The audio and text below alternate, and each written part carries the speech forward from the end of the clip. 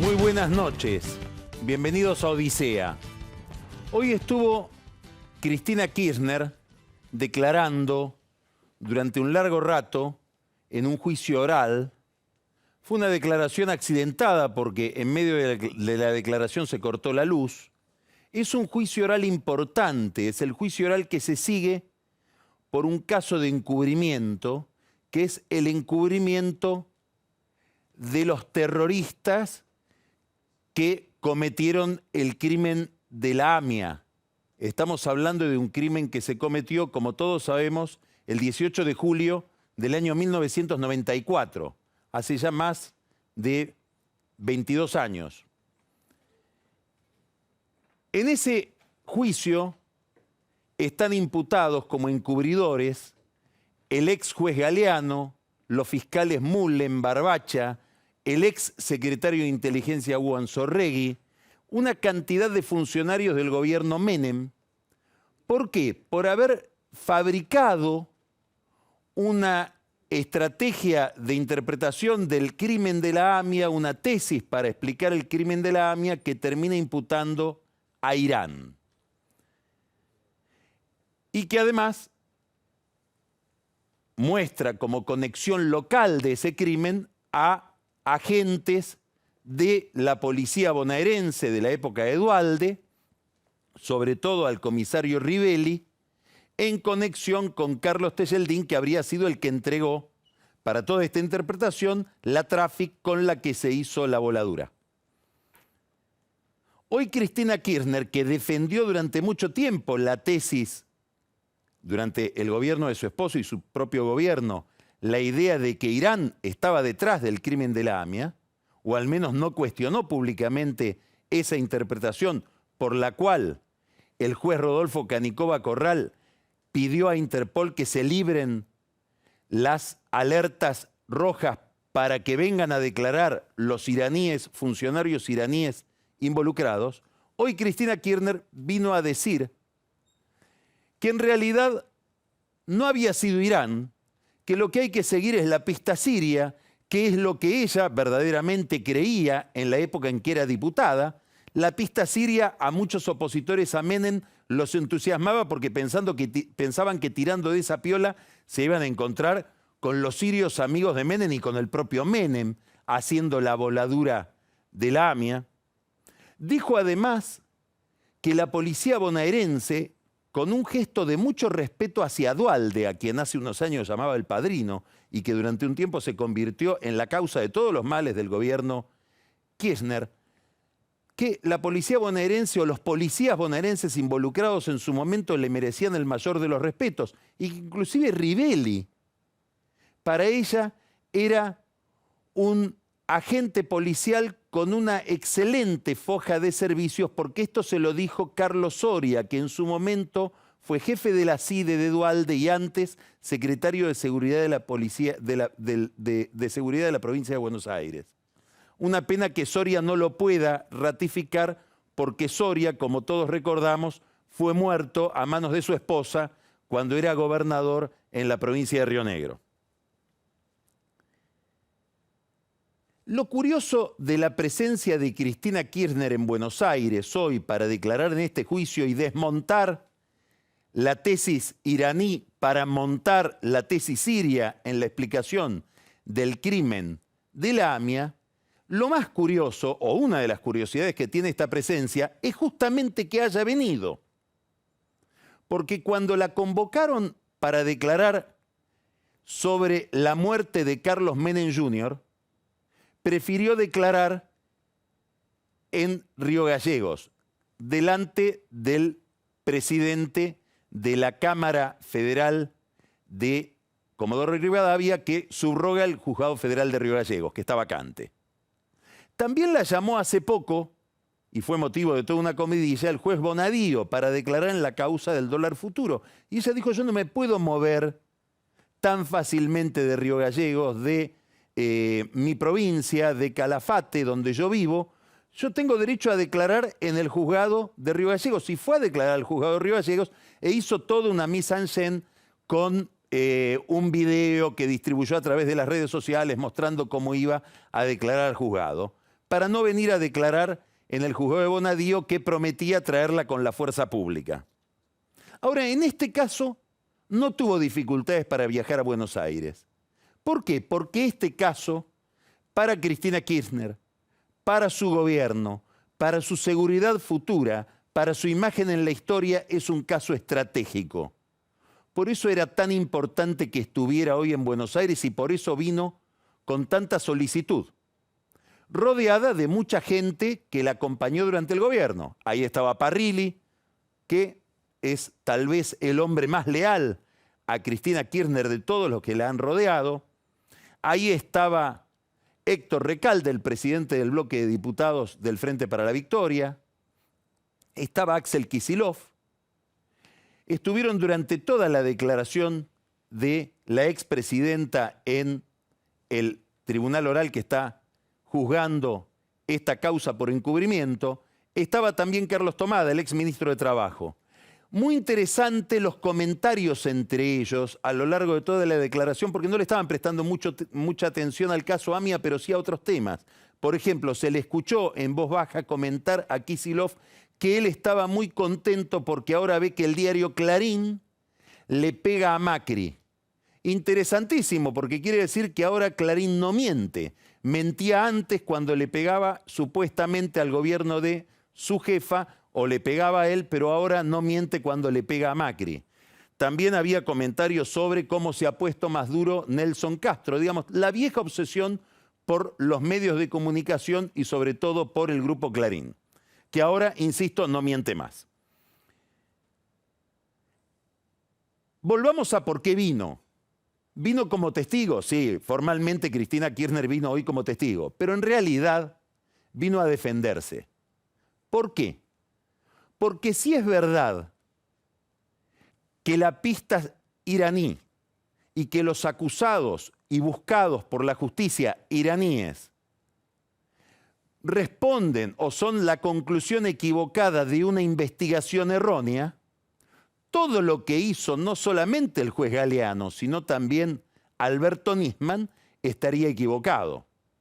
Y si Irán no está detrás del caso AMIA, quiere decir que el memorándum de entendimiento entre la Argentina e Irán, el Irán de Ahmadinejad, es una decisión y una jugada diplomática absolutamente correcta.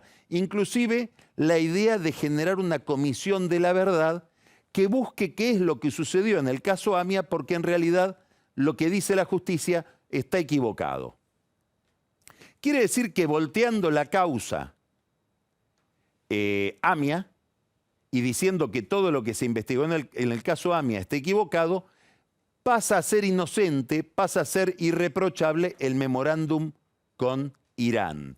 Si el memorándum con Irán es irreprochable, la denuncia que hizo Nisman por encubrimiento de Cristina Kirchner, del canciller o del ex canciller Timerman y de todo su entorno, también sería un disparate, porque acusa por encubridor a un memorándum que es irreprochable. Ahora, si Nisman escribió un disparate al hacer la denuncia, ¿para qué asesinarlo? Quiere decir que nadie lo mató a Nisman para castigarlo por su denuncia, que era una estupidez. En todo caso, o se mató o lo mató otra persona para perjudicarla a Cristina. Ella en su momento dijo que no tenía pruebas, pero tampoco tenía dudas de que era Antonio Jaime Estiuso, el jefe de inteligencia que durante muchos años prestó servicios a su esposo y a ella como el empleado del mes, porque era el mejor para cumplir con los pedidos que le hacía el matrimonio gobernante. Quiere decir que, volteando la causa AMIA, se voltea cualquier sospecha sobre el memorándum con Irán.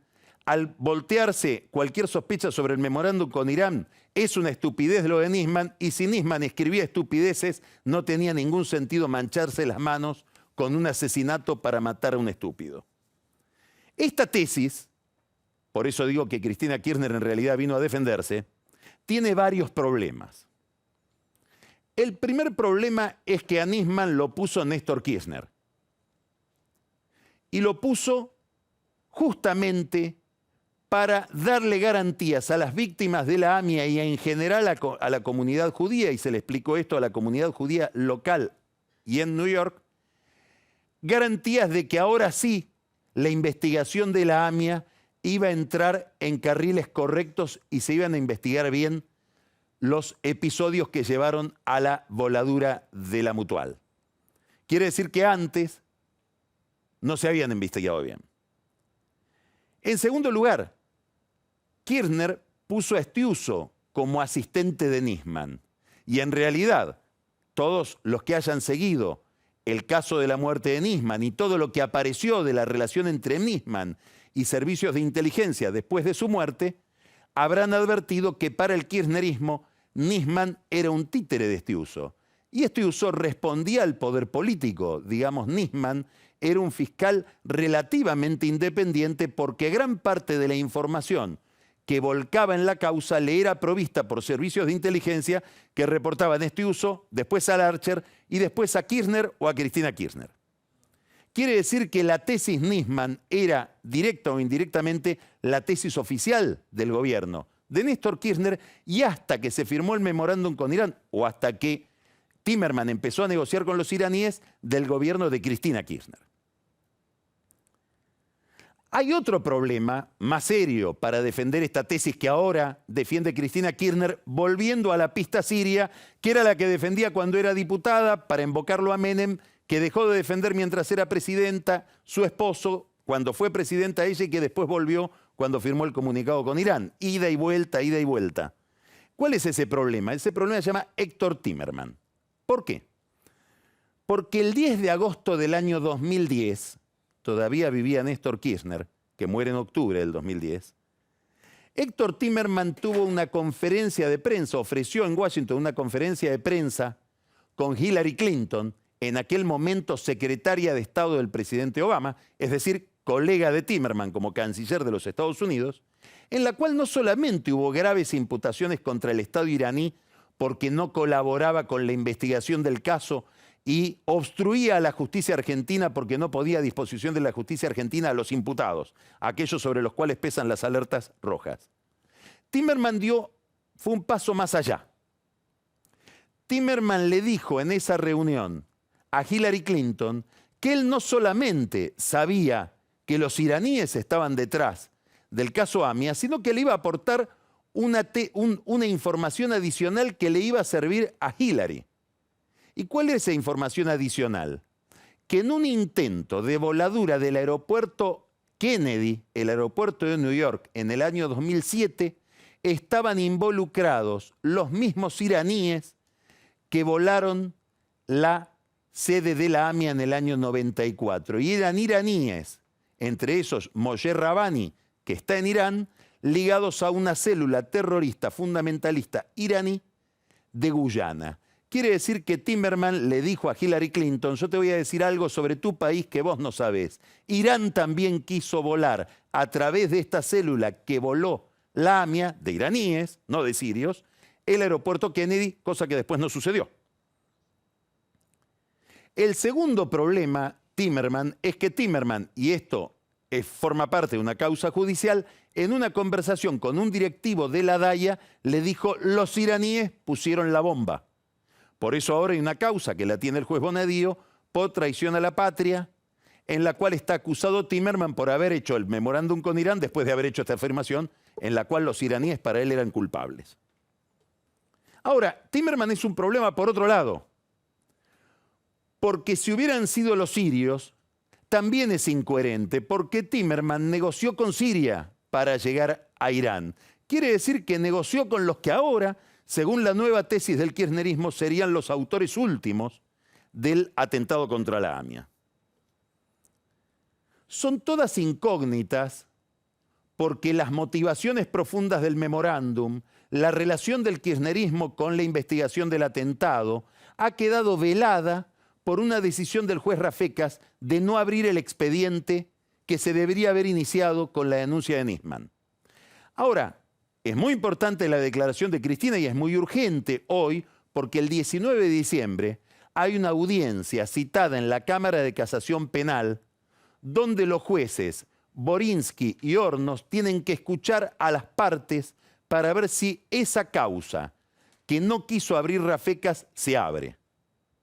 En el caso de que no se abriera, igual la denuncia de Nisman está destinada a ser investigada. ¿Por qué? Por la causa que Bonadío está llevando adelante contra Timerman por esa declaración que hizo en una conversación telefónica con un directivo de Daya.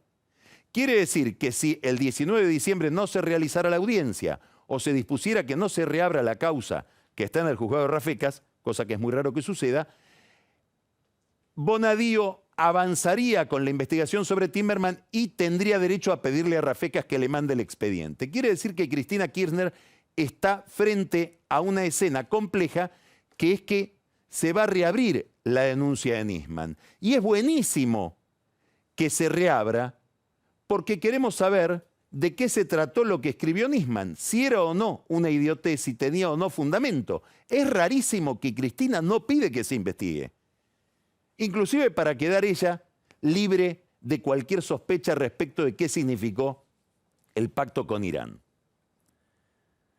Dos conclusiones. Primero, no sabemos muy bien, al cabo de más de 20 años, qué pasó con la AMIA.